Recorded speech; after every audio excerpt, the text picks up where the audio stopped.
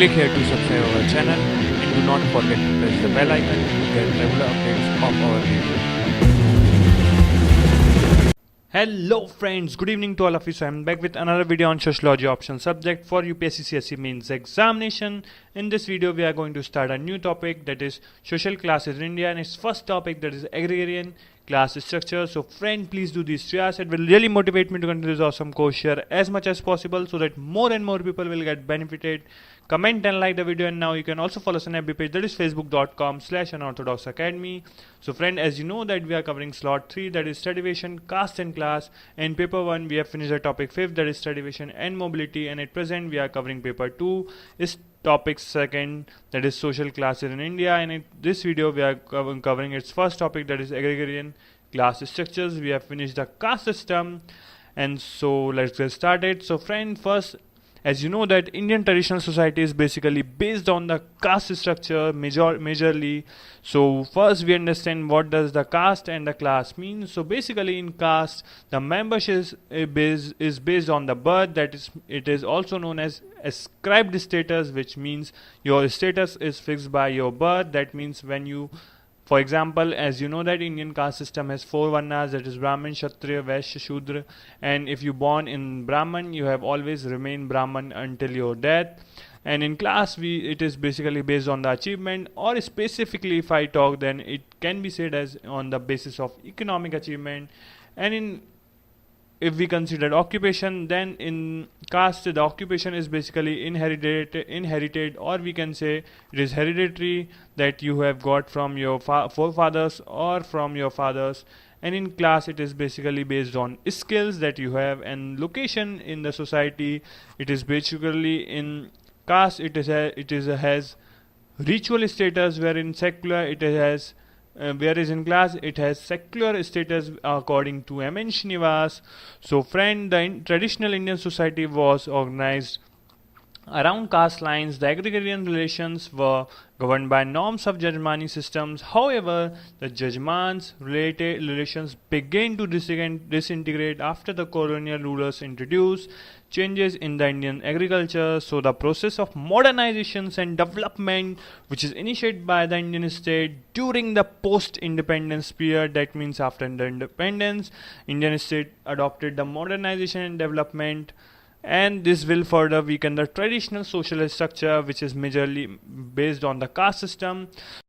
So friend, according to some scholar, the rural situation or the rural society is basically based on caste stratification, whereas the urban society is based on class stratification. That means their class is prevalent, or the stratification or the hierarchy in the urban situation is based on class. So Yogendra Singh has held that this statement is based on fallacy, or it is false, and it is not based on socio-historical evidence.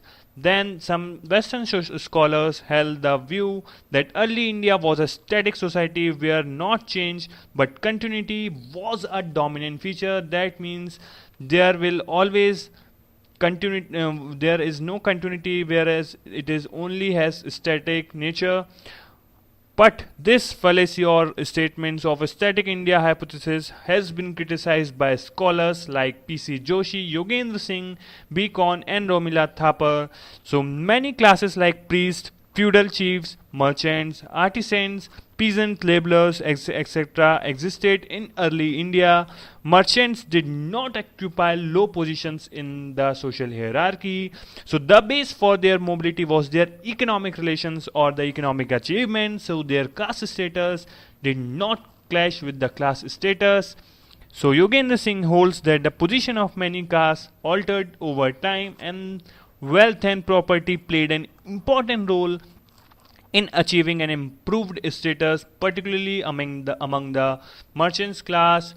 So the period after the 1000 AD saw the growth of classes of lead traders, artisans, etc. in the cities. In the Mughal period too, since a large share of village produce was taken to the urban market, the dynamism of the class structure of both the cities and village continued, and this implied not only the existence of agrarian class in village but also a stable class of merchants, middlemen and bankers in towns and cities, because banker is needed when there is an introduction during of when there is an introduction of colonial rules and the industrializations will taken place. So in the so basically, if we before moving further, I will say that the agrarian class structure can be divided into two parts, that means pre-independence times and after the independence. So in pre-independence we include a British period and pre-British periods, and during in the British period the policy of trade and commerce were affected the artisan class and led to their large scale migration to the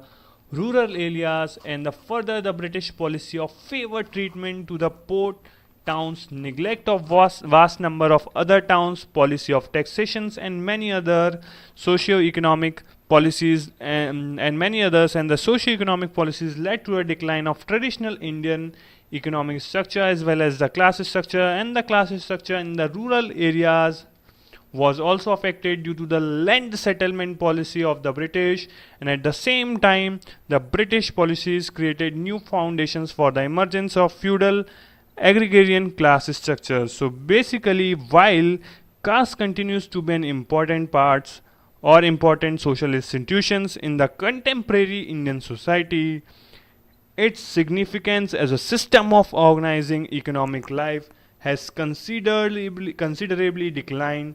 Though the agriculture and land in the most part of India is still owned by the traditional cultivating caste groups, their relations with the landless menials are no more regulated by norms of caste systems. The landless members of the lower caste now work with the cultivation farmers as agricultural laborers.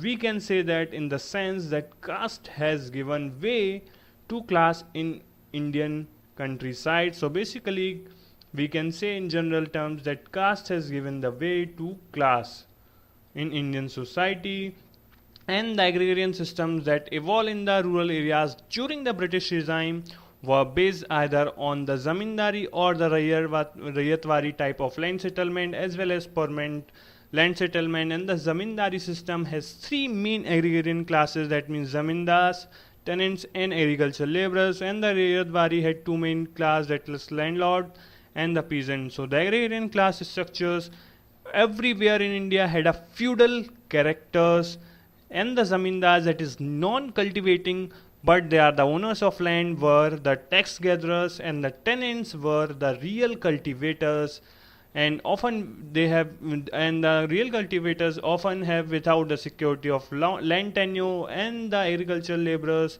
have the status of bonded labor. So with the support of rural power, this highly exploitative system continued to persist till the political independence of the country, and despite peasants' unrest, the peasant movements. So basically, in the pre-British period, agrarian class structure was based on self-sufficient village community, because at that time there is not that much need, or there the need is limited, and the society will self-sufficient because of many systems like barter system that were prevalent before the British period.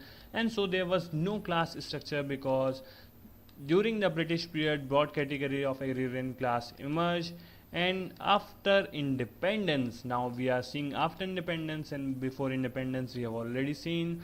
So after independence, comprehensive land reforms and the rural that means abolition of zamindari, then we will also have green revolutions, and therefore the rural development program gave rise to the emergence of distinctive pattern of agrarian class structure, which is independent of caste hierarchy, and the abolition of zamindari system took away the powers of the zamindars. So then Yogendra Singh has referred to several trends in agrarian class structure after independence, and these are that there is a wide gap between land reforms ideology which are projected during the freedom struggle and even thereafter, and the actual measures introduced for land reforms. This gap is the result of class character of politicians and administrative elite. The economic prosperity of rich peasantry has increased, but the economic conditions of the small peasants has deteriorated, and the capitalist type of lease worker labor or wage labor and agrarian system that is present, and the inequalities between the top and the bottom levels of classes have increased rather than decreased. So now agriculture workers have not received the benefit of land reforms that they should have to receive, and the sociological process dominant in the current class transformations in the village involves embourgeoisement and of some. So basically embourgeoisment means the, we can say, the business class or the basically capitalist there, that, and at that time there is some capitalist after this, and the proletarian, that means peasantry, will have many pupils in the social strata. So then PC Joshi, referring to the trend in agricultural structure, has pointed out the decline of feudalistic type of tenancy and its replacement by more exploitative lease agreement. Then there is rise of commercially oriented landlords. Then Henry Battelier has referred to change from cumulative to dispersed inequalities due to changing social stratification, and among the earlier attempts to categorize the Indian agriculture population into framework of social classes was made by the following sociologists. Now we see one by one. So first, that is most important, is Daniel Thomer. He suggested that one could divide the agrarian population of India into different class categories by taking three criteria. The first criteria, according to him, is the income which is earned from land such as rent or fruits of the own cultivations or the wages, and the second condition or criteria is the nature of right held in land. The third is the extent of field work actually performed. So on the basis of these criteria, he suggested the following model of agrarian class structure in the India. So the first one is Malik, those whose income is derived primarily from property right in the soil and whose common interest is to keep the level of rents up while keeping the wages low level down. They collect rent from tenants, subtenants and sharecroppers.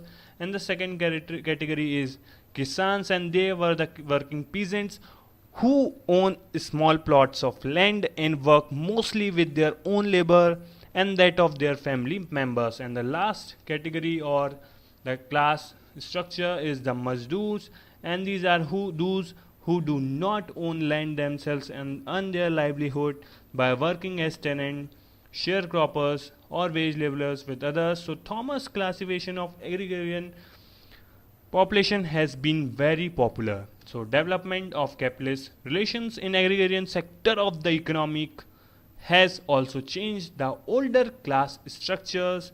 So for example, in the most regions of India, the Maliks have turned into enterprising farmers.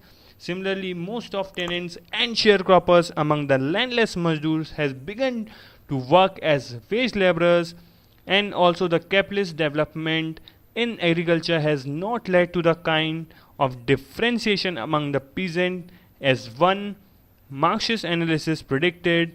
So on the contrary, the size of middle level cultivators has swelled. So basically we considered Karl Marx. So as you know that Karl Marx said Indian society as Asiatic society, and it is, or we can say that it has Asiatic mode of productions, which we have already talked. So basically Utsa Patnaik, conducting his study in agrarian class structure in Haryana, finds out 5 classes from the perspective of labor. So first one is the big landlords who live on hired labor. Then rich peasants were occasionally used family labor with hired labor. Middle peasants were the developed on family labor. Small peasants sell their labor after finishing their domestic work, and the agricultural laborer absolutely who live on only wages.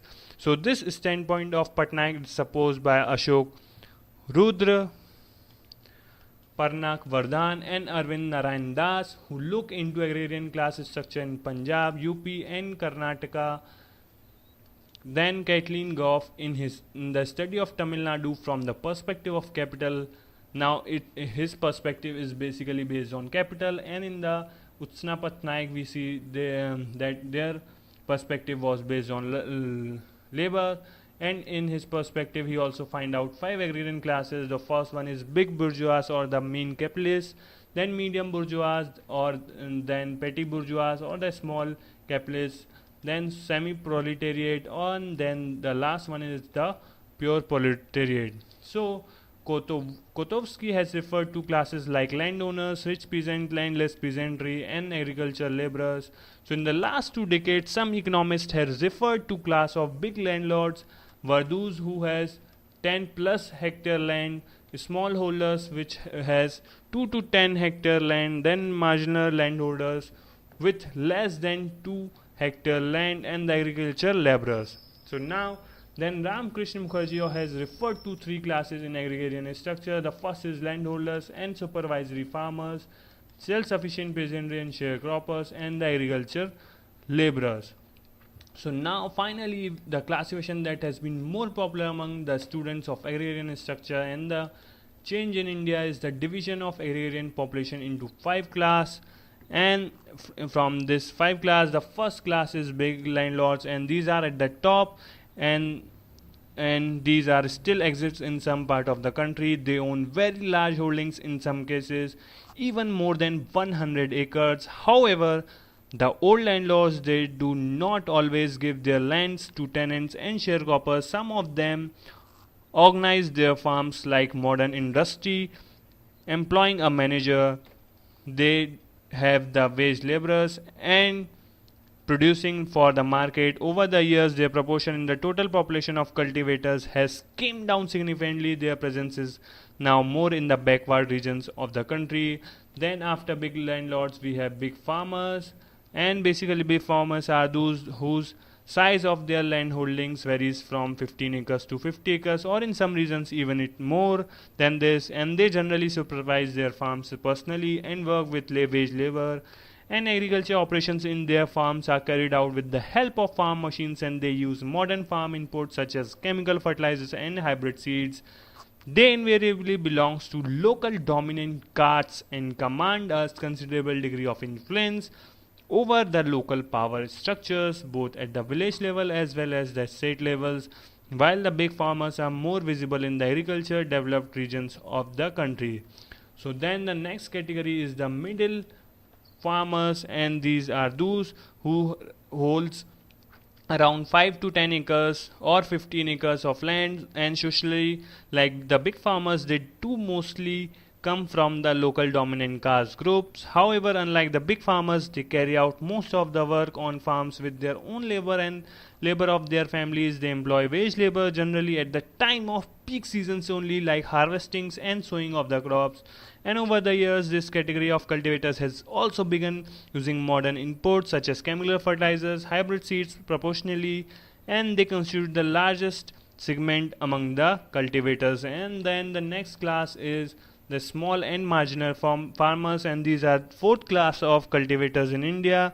The holding size is small, less than 5 acres, and in some cases even less than 1 acre. They carry out almost all the farm operations with their own labor and rarely employ others to work on their farms in order to add their meager earnings from cultivation. Some of them work as farm laborers with other cultivators. Over the years, they have also come to use modern inputs and begin to produce cash crops that grown for sale in markets. And then the last class is landless laborers, and this is the last category, and a large majority of them belong to the untouchable or the Dalit caste group. Most of them own no cultivable land of their own. The proportion in the total agricultural population varies from state to state. While in a state like Punjab or Haryana, they constitute 20 to 30% of the rural workforce. In some states like Andhra Pradesh, their number is as high as 50%. They are among the poorest of the poor in rural India. They not only live in miserable conditions with poor housings and insecure of income, many of them also have borrow money from big cultivators, and in return they have to mortgage their labor power to them. So now the older type of bondage is no more a population practice. The dependence of landless laborers on the big farmers often makes them surrender their freedom not only of choosing employer but invariably of choosing their political representatives. So finally we conclude the class systems or the agrarian class system, which emerged during the British period and continued after independence, independence did not develop uniform characters because the impact of permanent settlement institutional development, Zamindari abolition, Land Ceiling Act, and agriculture and rural development, commercialization of agriculture, transportation, canals, introduction of techniques, etc. was not uniform, which leads to diverse characteristics of agrarian class structure. For example, if we considered Punjab, Haryana, Western UP, which received green revolutions, or we can say they were the green revolution belt, they get a progressive farmers. They were basically the progressive farmers emerged as well as educated and techno savvy and aware of market, but they also not developed, or basically they are also resistance to modernity because of the caste dominance, or basically the caste stratification dominance. But it is but which is this is also not cannot be found in UP, Bihar, MP, because they not received the green revolution much. Similarly, Karnataka, Maharashtra, Gujarat were cooperative movements, are the places where cooperative movements were successful. A strong middle class emerged in agrarian society, whereas in many parts of Bihar, UP, and MP, where feudalism resisted to the agriculture chain, still have two-tier class structure, that is landlord and sharecroppers. This is the reason of revolutionary movement which is called Naxalwadi in Bengal, CPIMN in Bihar and Jharkhand, PWG in Andhra Pradesh, and etc.